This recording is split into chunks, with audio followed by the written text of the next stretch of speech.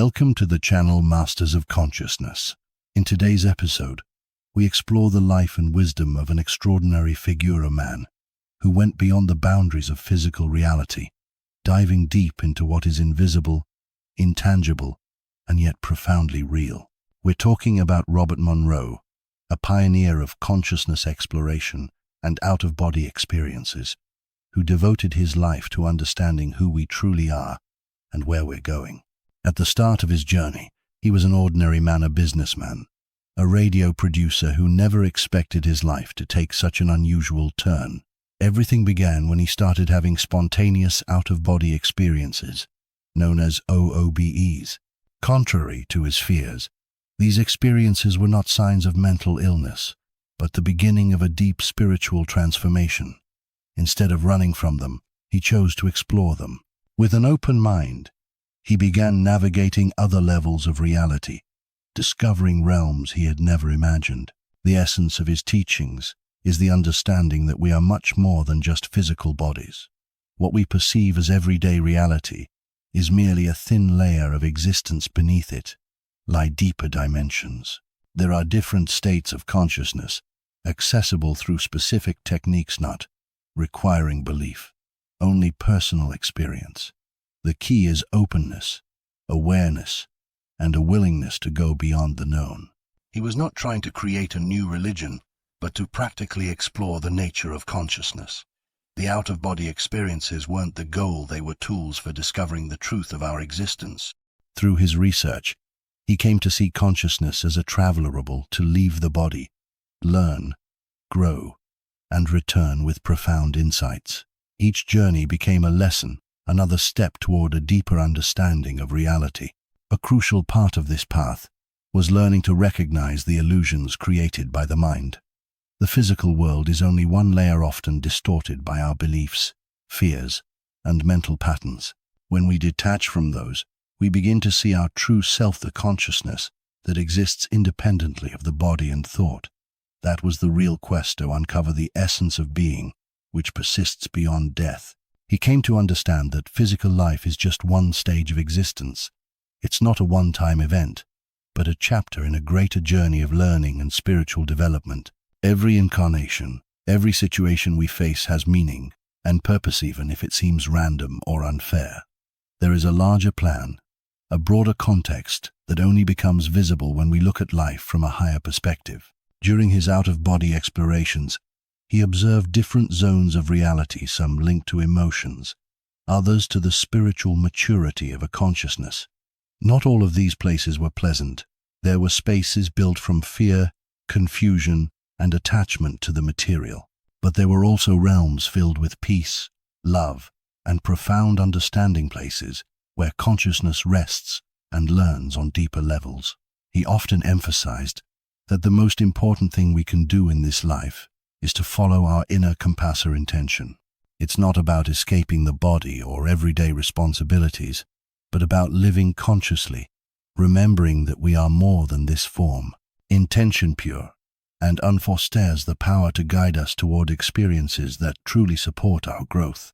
If we act from fear or the desire to control, we get lost in dead ends. But when we move with trust, openness, and compassion, extraordinary things begin to happen.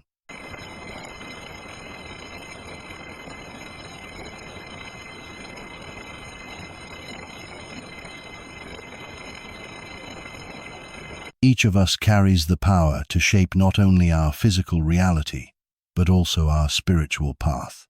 What we choose today echoes far beyond this lifetime. Over time, it became evident that everything revolves around one fundamental truth: consciousness evolves through the experience of love. Not romantic love, but a deep, unconditional realization that we are all connected, that all separation is an illusion, and true power comes from unity, from recognizing that we are part of something far greater than ourselves. As his exploration deepened, he began to perceive a kind of orderous structure to consciousness that he had never before imagined. It wasn't chaotic. It was a multi-dimensional map where each level followed its own laws, its own vibrations, its own lessons. Some levels were inhabited by other beings, some once human, others from completely different cycles of existence.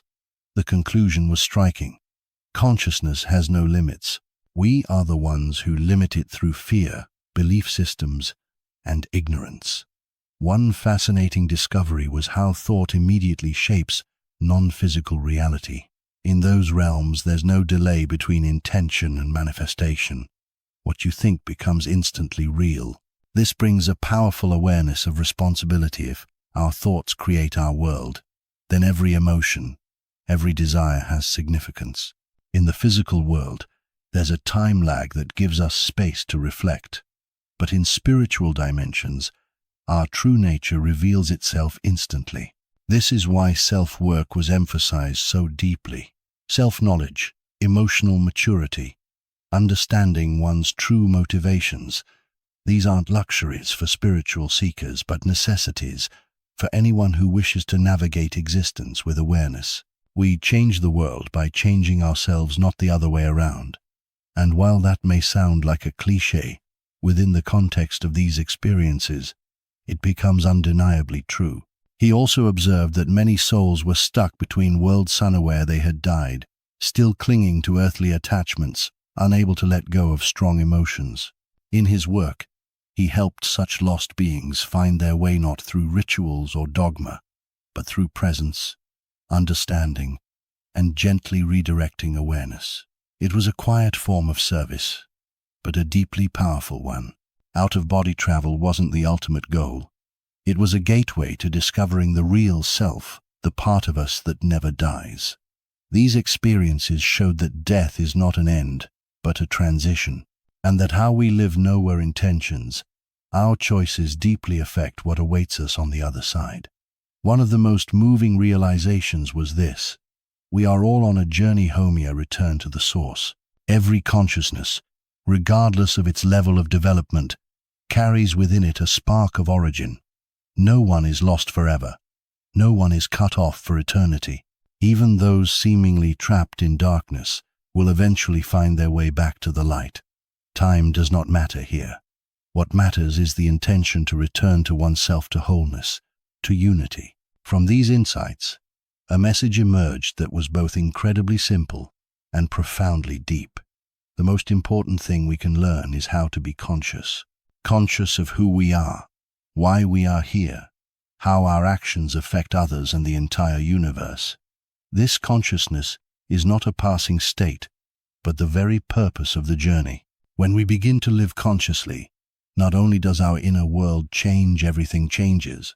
A key part of this understanding was also freedom, not political freedom, but spiritual freedom.